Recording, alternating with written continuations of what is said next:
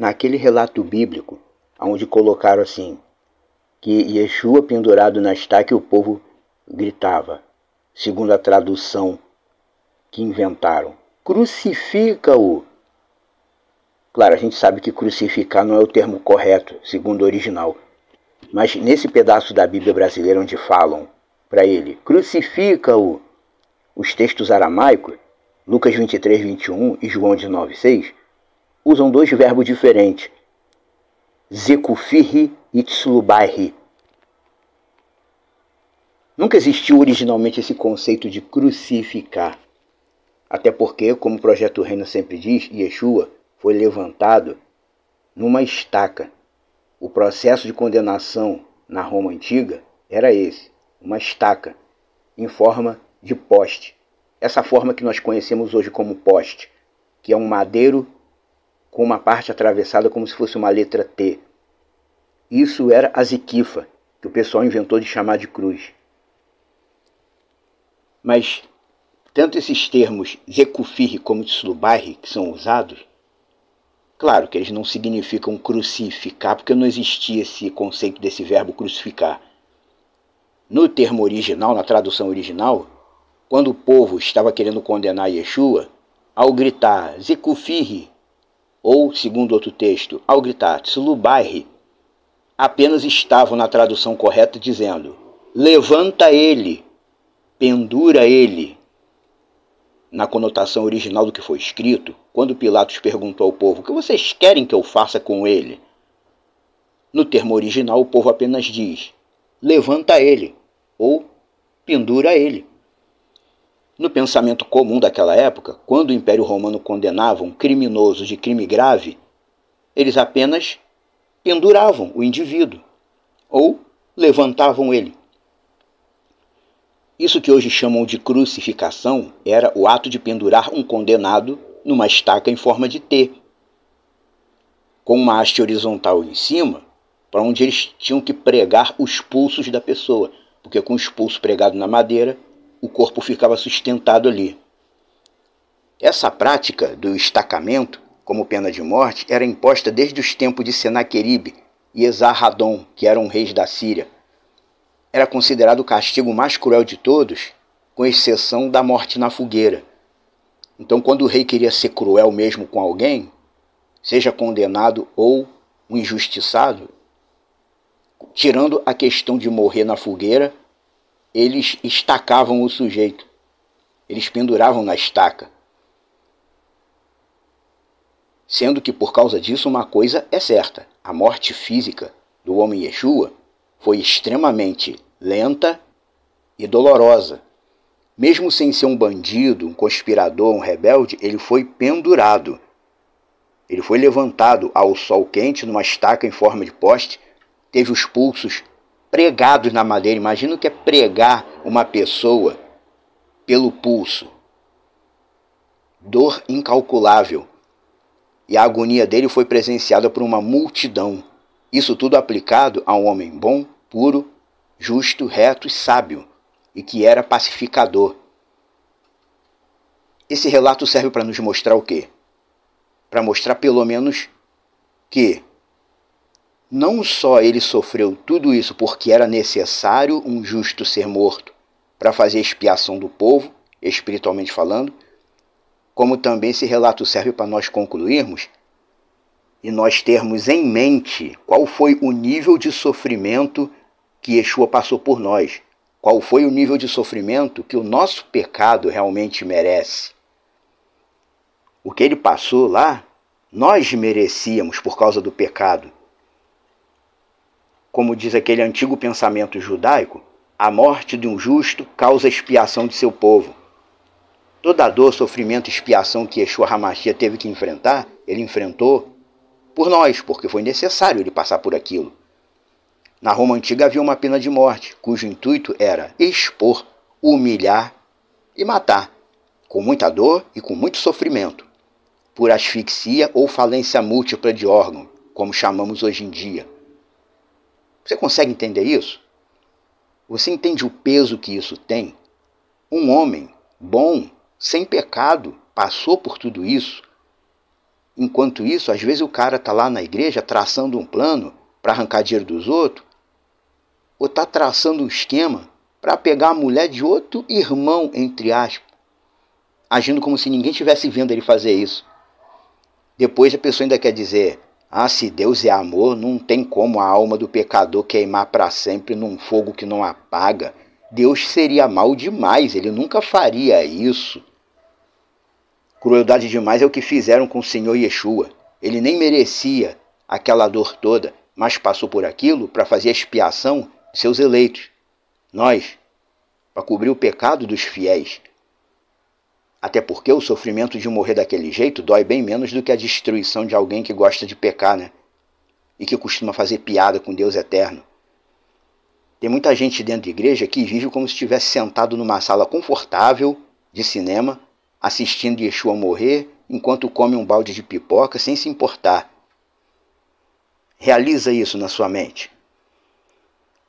De vez em quando precisamos relembrar e tomar consciência do que ele passou para redimir os eleitos. Afinal de contas, não, seria injusto se Deus tivesse seus escolhidos. Deus não pode ter os escolhidos, não pode ser. Mas passar por tudo aquilo, Yeshua podia? Ter escolhidos ele não pode?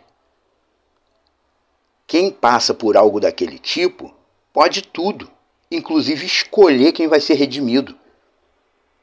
A raça humana, de um modo geral, é suja, é podre, é contaminada e não merece nada bom.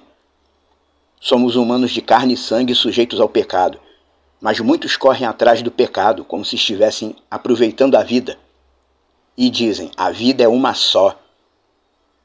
De fato, vida é uma só, é a que Yeshua concede a quem anda com ele. Vida é uma só, é aquilo que os eleitos vão ter depois que morrer aqui na morte física. Isso que nós temos aqui, nessa terra, isso que a gente passa aqui debaixo do céu, não é vida. A gente chama de vida para poder encurtar a frase, mas isso aqui é uma morte sólida, é uma morte material, é uma escuridão palpável. Você pode ver que nos textos bíblicos, o Deus eterno nunca chama isso aqui de vida. Imagina, Yeshua veio no meio do povo e falou, eu vim para que vocês tivessem vida. E o pessoal fica pensando, mas a gente já não tem vida? A gente está aqui vivendo, comprando, vendendo, namorando e casando? A gente já não tem vida? Para Yah, isso aqui não é vida. Se Yeshua pôde passar por uma dor tão grande, mesmo sem merecer, quanto mais as pessoas que vivem como se não existisse amanhã, como se não existisse nenhum Deus, nenhum castigo. A morte de Yeshua, você lembra que ela foi retratada naquele famoso filme chamado Paixão de Cristo?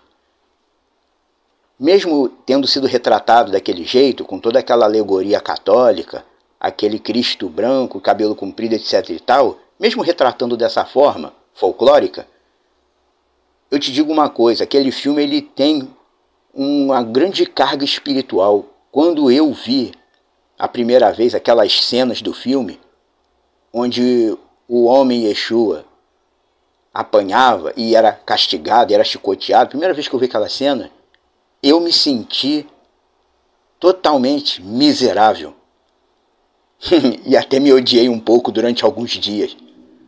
Mas o Espírito do Deus Eterno me mostrou que é isso mesmo que o ser humano precisa sentir. Nós precisamos sentir a miséria pessoal que o pecado causa.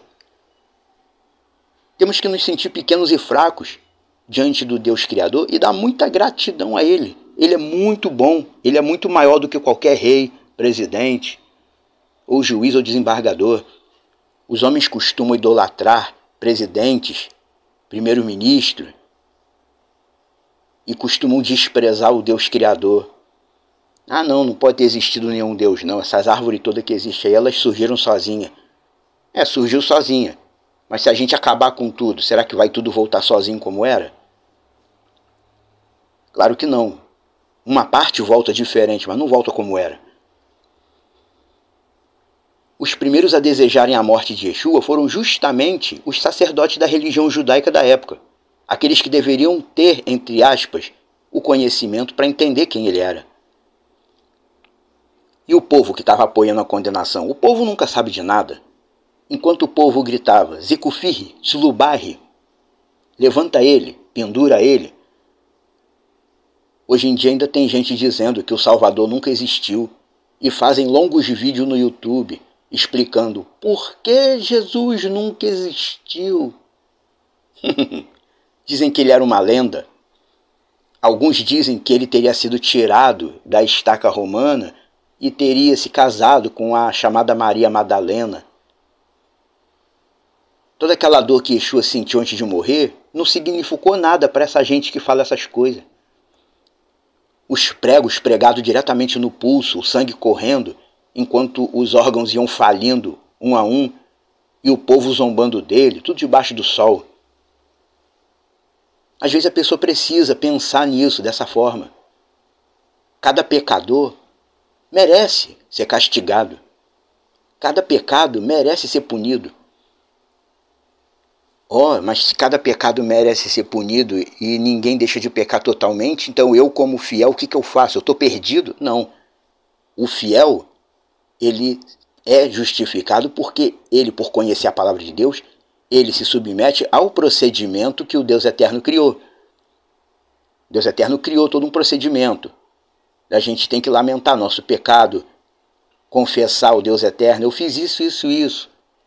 Orar a Ele, invocando o nome de Yeshua, sempre invocando o nome de Yeshua, porque foi Ele que veio para ser morto e causar expiação do seu povo. Foi Ele que o Deus Eterno enviou para fortalecer todos os conceitos de vida, de morte, de pecado. Então, tem que ser no nome dele. Toda aquela dor que Yeshua sentiu enquanto era humano, cada pecador merece sentir, e sentirão aqueles que forem lançados no Sheol e posteriormente no lago de fogo. Aí eu fico olhando às vezes gente dizendo aí, se Deus existe e é como a Bíblia diz que ele é, então esse Deus é perverso, eu não quero ele. Esse Deus merece ser julgado num tribunal. Já vi gente dizendo isso. Esses daí, não só eles vão receber todo o tormento que merecem, como serão lançados no fogo que não apaga nunca, que os próprios filósofos de hoje em dia dizem que não existe. Não existe um tormento eterno que não acaba nunca. Eles acham que a alma vai queimar até virar pó. Mas esses serão lançados no fogo que não apaga nunca, enquanto os eleitos do Deus Eterno viverão com ele, para sempre. Tenha isso em mente. Nunca existiu a expressão crucificar, porque não existia a cruz. Existia a zequifa, aquela estaca em forma de poste. Cruz é quando as hastes se cruzam no meio. Em forma de T não é cruz. Os termos aramaicos, zekufirri, sulubarri, apenas significam levanta ele ou pendura ele. Essas expressões que o cristianismo utiliza, de crucificar, a palavra cruz, não existiam no pensamento daquela época. No pensamento comum da época, o homem Yeshua Meshirra foi levantado, foi erguido como um criminoso digno de morte. Quando o império queria colocar algum malfeitor na zequifa, apenas dizíamos assim, o império romano está levantando fulano. Nada de crucificar. A religião dominante inventou essa cultura da crucificação, mas o que existia era a zequifa. Uma estaca em forma de um poste. E veja que um poste não é uma cruz. É de modificação em modificação, de alteração em alteração, que a religião dominante mudou tudo e as pessoas não perceberam nada. Quando se deram conta, já estavam seguindo uma mentira, como se fosse uma verdade. E hoje em dia o sistema apresenta, principalmente agora, nesses últimos dias, eles apresentam um Jesus cristão que era palestino e que foi crucificado apenas por falar de amor, quando na verdade isso daí é uma grande distorção. Não foi assim. Eles dizem que o homem Jesus era palestino porque nasceu em Betlehem, e Belém hoje em dia não é pertencente a Israel, sendo que eles ignoram que naquele tempo nem existia Palestina, era tudo Judéia. Mas na verdade não existiu o Jesus cristão que foi morto por falar de amor. Existiu o judeu Yeshua, que nasceu, viveu e morreu dentro da Judéia, e que foi levantado no madeiro, na estaca romana, como se fosse um malfeitor, apenas por ter vivido a Torá integralmente. Isso o sistema religioso não mostra, não diz. Portanto, nenhuma religião presta. Ponto. Nenhuma religião ensina a verdade. Nenhuma religião apresenta o Salvador como ele realmente é. E Projeto Reino não é religião, é apenas um serviço de restauração que usa as Bíblias hebraica e aramaica para esclarecer e expor o que realmente foi deixado. Nesses últimos tempos, precisamos conhecer a verdade que foi deixada para nós. Um verdadeiro fiel do Deus eterno não pode sair desse mundo sem ter conhecido pelo menos uma parte da verdade, ou a maioria da verdade. O ideal é que um servo do verdadeiro Deus não saia, não deixe esse mundo, não morra, sem ter conhecido a verdade, majoritariamente. A pessoa vai viver a vida inteira numa mentira, achando que está justificado, e quando morrer vai para o fogo, que não apaga nunca. Quem é do Deus eterno precisa conhecer a verdade. E você vai saber que a verdade é a verdade quando ela mudar a tua visão das coisas, sem ninguém em cima tentando te convencer de nada. Enfim, como disse um determinado judeu aí na internet, a frase dele foi interessante. Ele disse assim: tira tudo e deixa apenas a Torá. Essa frase é interessante. Tira tudo e deixa apenas o Espírito do Deus Eterno ensinando Torá por meio de Yeshua. E se você não conseguiu entender bem, você pode ouvir a explanação de novo do começo.